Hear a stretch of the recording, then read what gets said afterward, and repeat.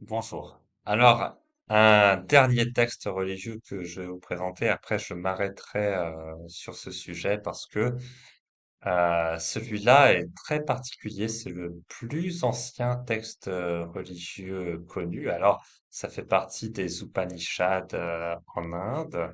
C'est un chapitre particulier des Upanishads. C'est le plus connu de tout cela. Ça s'appelle la Bhagavad Gita ou la chanson de Dieu, un dialogue religieux qui serait vieux de euh, quelques millénaires avant la Bible, quelques millénaires avant la Torah. Donc, c'est quand même la Vedanta, c'est la plus vieille religion du monde. Et justement, les Upanishads, ça raconte la vie du Seigneur Krishna. Et le Seigneur Krishna était on peut le dire comme ça, le fondateur du yoga, le premier prophète connu en fait sur Terre, un prophète très particulier, le Seigneur Krishna. On peut le voir justement dans la Bhagavad Gita, un texte extrêmement amusant que, pour ma part, j'ai pris énormément de plaisir à lire parce que ça a répondu à plusieurs de mes questions existentielles sur le yoga. Et c'est ce qui m'a motivé en fait à sortir définitivement du yoga. Alors le Seigneur Krishna, justement, c'est celui qui a eu pour disciples les plus grands sages de l'Inde, ce qu'on appelle les grands rishis. Et parmi ces rishis, justement, il y avait le législateur Manu. C'était le premier législateur connu dans la civilisation. Et c'est lui, en fait, qui a créé le système de caste en Inde. Un système discriminant qui est un petit peu paradoxal, si je puis dire, pour la Vedanta, la religion de l'unité, disant que tout est Dieu, etc.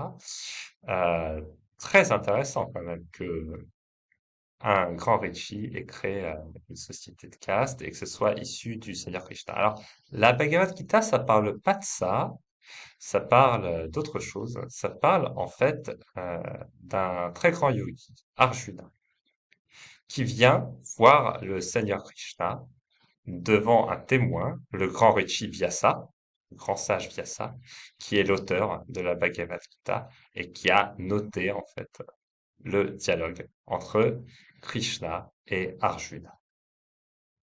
Alors, ce qui est absolument hallucinant, en fait, dans ce bouquin, c'est que Arjuna est censé quand même être un disciple très avancé de Krishna, et il vient déranger le maître pour une question totalement triviale, en fait.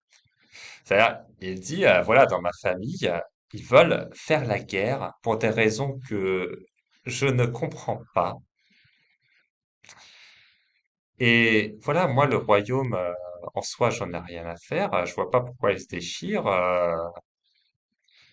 Mais qu'est-ce que je dois faire, Seigneur Krishna? Il arrive avec cette question-là. Alors, moi, si je suis dans une famille qui se déchire, je vois même pas pourquoi il vient déranger ce pauvre Seigneur Krishna avec sa question. Je veux dire, si je comprends pas ce qui se passe dans ma famille, si je suis pas d'accord avec ce qui se passe, je peux très bien prendre le bon conseil de Jésus. Tu renieras ton père, tu renieras ta mère, tu te barres, quoi, un truc comme ça.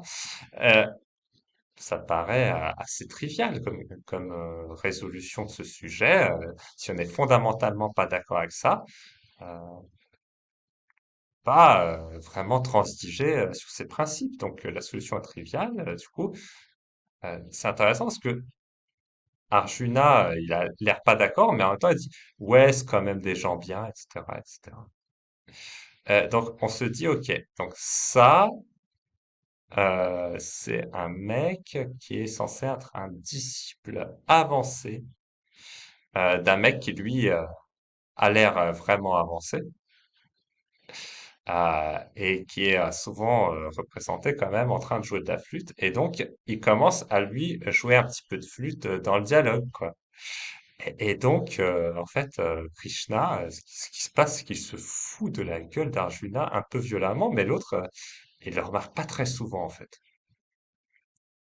Et moi, quand j'ai commencé à lire ce dialogue, je me dis, mais c'est dingue parce que j'ai lu des interprétations de la Bhagavad Gita avant par des grands sages, comme un dialogue hyper profond, et j'ai vraiment l'impression qu'à chaque mot, en fait, Krishna se fout de la gueule de son disciple de manière dingue. Bon, l'autre, il le cherche un petit peu aussi. Euh, et que, ok, donc le disciple avec cette attitude-là ne sera jamais libre de son maître. Et justement, au cours du dialogue, Krishna transforme Arjuna en disant: «Ô Arjuna, sois un yogi», un truc comme ça à la fin, quoi. Et je sais pas, j'ai compris que être yogi, en fait, c'est une punition. En fait, ok, donc on peut faire une unité avec Krishna et se shooter à l'extasie en voyant le corps infini du Seigneur Krishna. Alors en plus, on ne sait pas si c'est une hallucination, si c'est une réalité, etc. Ça donne une extase infinie, ça donne des sensations de voyage galactique, tout ça, c'est cool. Mais finalement, pour devenir un yogi, ce que Arjuna doit faire quand même, c'est ce que lui dit de faire Krishna, hein. Tu renonces à toutes tes émotions. Donc Arjuna, voilà, il a même plus le droit de tomber amoureux et d'être un peu excité, je sais pas, par une expérience de vie d'amour fou avec une femme. Il a plus le droit de faire ça, limite. Ouais, parce qu'il faut vraiment être dans le contrôle des émotions.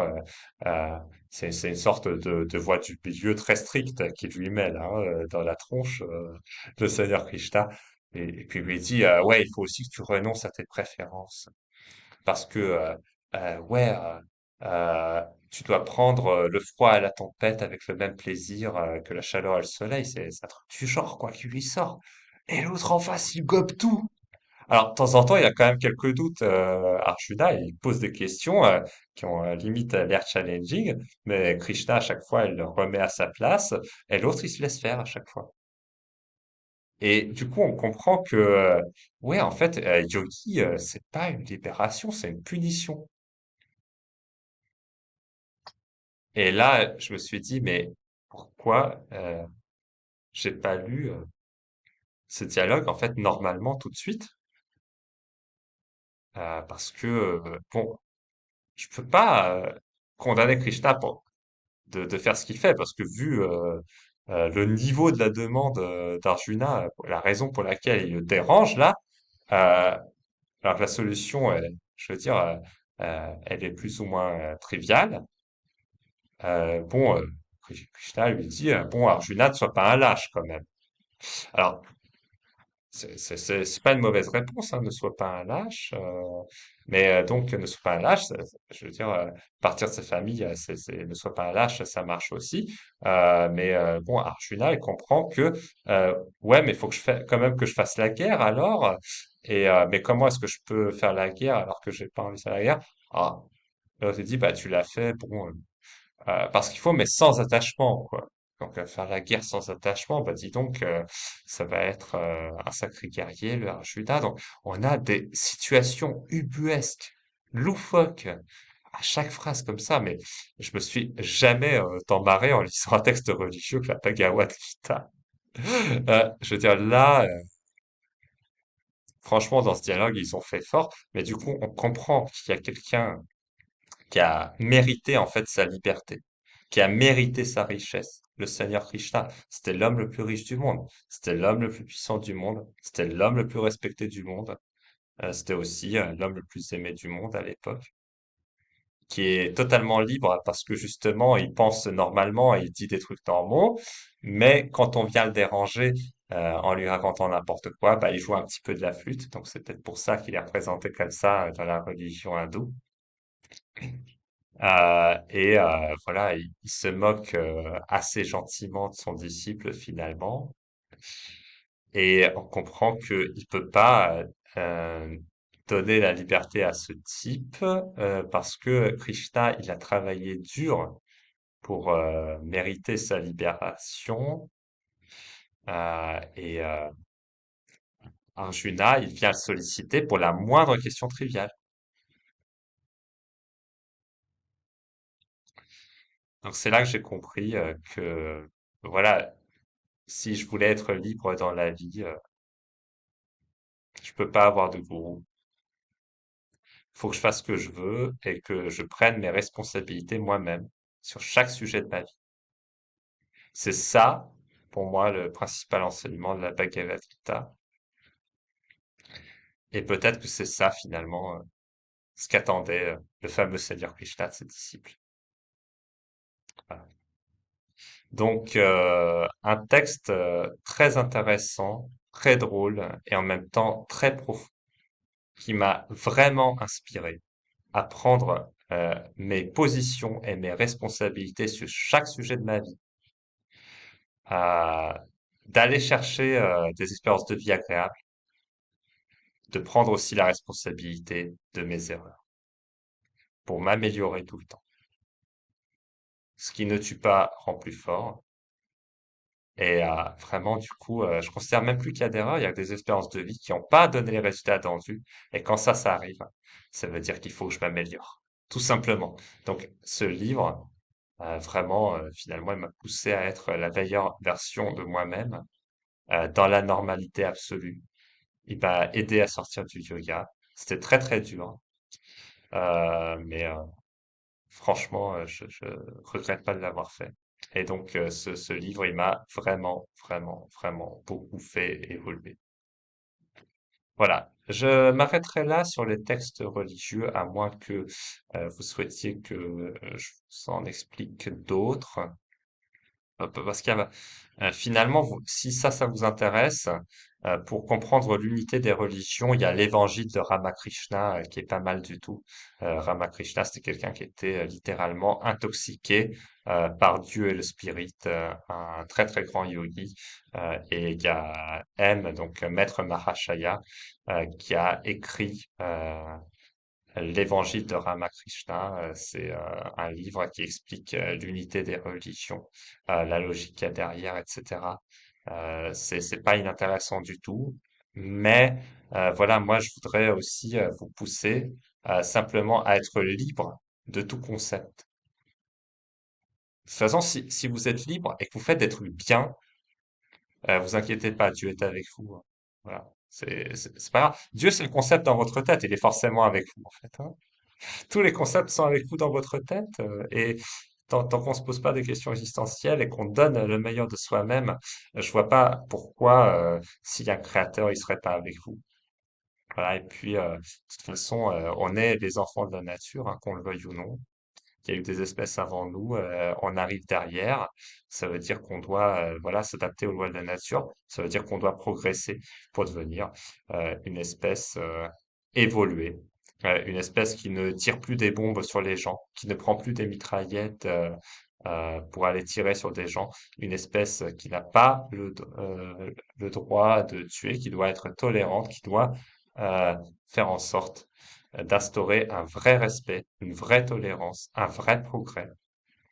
Et vu ce qu'on est capable de faire, aussi bien dans le bien que dans le mal, si nous on se met à faire que le bien, je pense qu'on a de très grandes chances d'évoluer vers la meilleure version de nous-mêmes. Et pour moi, la Bhagavad Gita, en réalité, euh, voilà, ça dit que tant que tu es médiocre, le Seigneur Krishna, il va mal te traiter. Alors, tu te réveilles, tu te reprends en main et tu vas faire le meilleur de ce que tu peux faire à ce moment-là dans ta vie. Vas-y, fais-le là maintenant tout de suite et t'es libre tout de suite.